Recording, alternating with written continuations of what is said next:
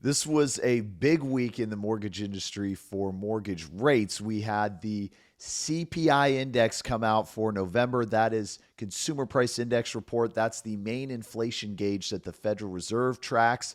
And CPI came in under expectations. So remember that mortgage rates most closely track inflation. As inflation goes up, mortgage rates go up. When inflation comes down, mortgage rates come down with it. So, with that report coming in for a second month in a row, lower than expectations, we're seeing continued improvement in mortgage rates. Mortgage rates peaked at the end of October. We are down over 1% since that time, which is a huge improvement for rates. And we expect that trend to continue as inflation numbers come down going into 2023.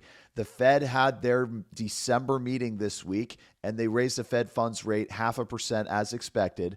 When the Fed raises the Fed funds rate, that is a short-term rate that banks pay to borrow money from the Federal Reserve. It does not directly impact mortgage rates, but it does pump the brakes on the economy as the Fed raises the Fed funds rate. So as the Fed continues to raise the Fed funds rate, we expect that to further slow the economy, which will slow inflation. So Fed rate hikes are actually good for mortgage rates, not as good for the overall economy.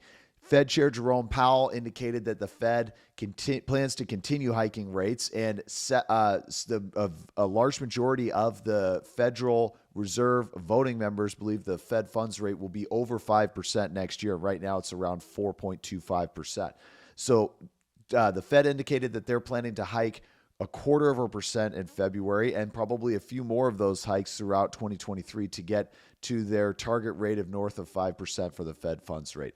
But this is good news for the mortgage industry. We expect rates to continue coming down as we go into the new year. Hope you and your family have an amazing weekend.